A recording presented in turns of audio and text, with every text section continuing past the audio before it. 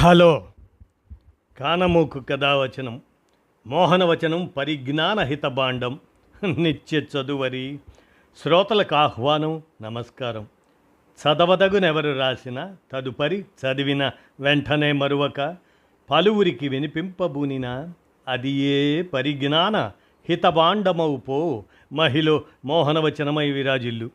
పరిజ్ఞాన హితభాండం లక్ష్యం ప్రతివారీ సమాచార హక్కు ఆస్ఫూర్తితోనే ఇప్పుడు ఈనాడు సమాచార సౌజన్యంతో ఎన్ఆర్ఐలకు ఆధార్ లభ్యం ఇబ్బందే అనేటువంటి అంశాన్ని మన కానమోకు కథావచన శ్రోతలకు అవగాహన నిమిత్తం ఇప్పుడు వినిపిస్తాను, వినండి. ఎన్ఆర్ఐలకు ఆధార్ లభ్యం ఇబ్బందే, ఇక వినండి. బంధాలు బంధుత్వాలు ఇక్కడే అయినా ఆధార్ కష్టమే. ఏడాదిలో 182 రోజులు ఇండియాలో ఉంటేనే ఇస్తాము అంటున్న UIDAI విదేశీ పౌరసత్వం కలిగిన భారతీయులకు ఇబ్బందులు. వారు ఒకప్పుడు భారతీయులే, ఉద్యోగం కోసమో వ్యాపారానికో విదేశాలకు వెళ్ళారు, అక్కడ పౌరసత్వం పొందారు. OCI అంటే ఓవర్సీస్ సిటిజన్స్ ఆఫ్ ఇండియా, ఆ కార్డులు వచ్చాయి వాళ్ళకి. అక్కడ ఆర్థికంగా స్థిరపడ్డారు. అయినా వారి మూలాలన్నీ ఇండియాలోనే ఉన్నాయి. తాత, తండ్రులు, కుటుంబ సభ్యులు, బంధువులు ఇక్కడే ఉన్నారు. ఆస్తులకు వారసులు వారే. అయినా స్వదేశంలో ఆధార్ తీసుకోలేని దుస్థితి.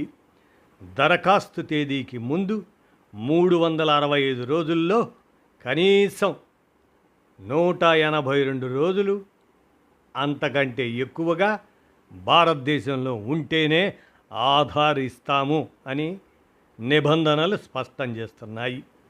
నివాసితులైన విదేశీయులు, రెసిడెంట్ ఫారినర్, వారి విభాగంలో ఆధార్ నమోదుకు వీరు అభ్యర్థుల్ని UIDAI unique identification authority of India చెబుతుంది.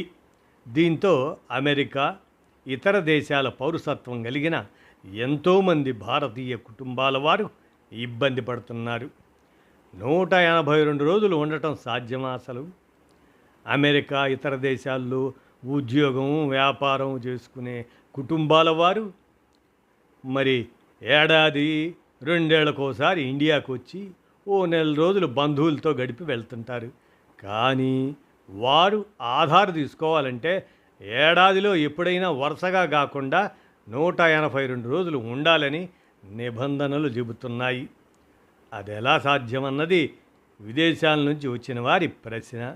6 నెలలకు పైగా ఇక్కడే ఉంటే విదేశాల్లో ఉద్యోగాల సంగతి ఏమిటి? అక్కడి పౌరసత్వం పైన ప్రభావం పడుతుందనే ఆవేదన వారిలో వ్యక్తం అవుతుంది.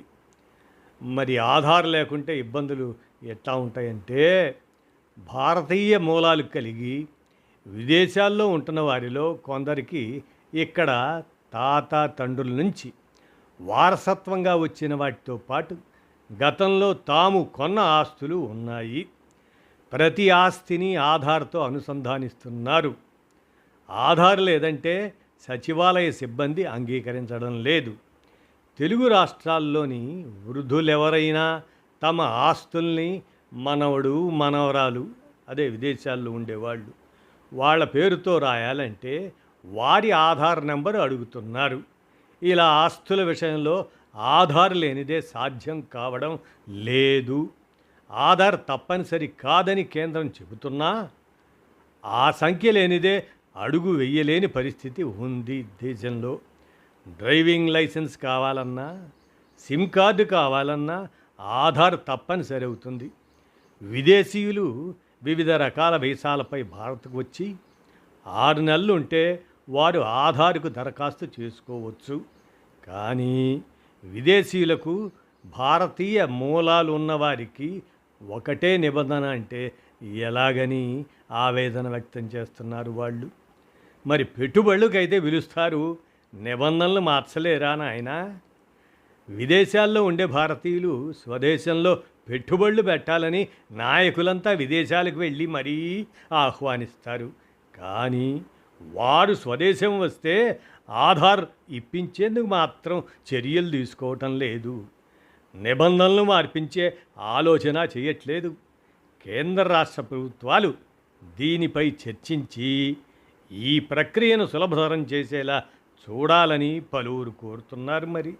మరి ఏం చేస్తారో ఏమో కానీ ఎన్ఆర్ఐలకు ఆధార్ లభ్యం ప్రస్తుతం ఇబ్బందే అంటూ ఈనాడు ఇచ్చిన ఈ సమాచారాన్ని మన కానమూకు కథ వచ్చిన శ్రోతలకు మీ కానమూకు స్వరంలో అవగాహన నిమిత్తం వినిపించాను.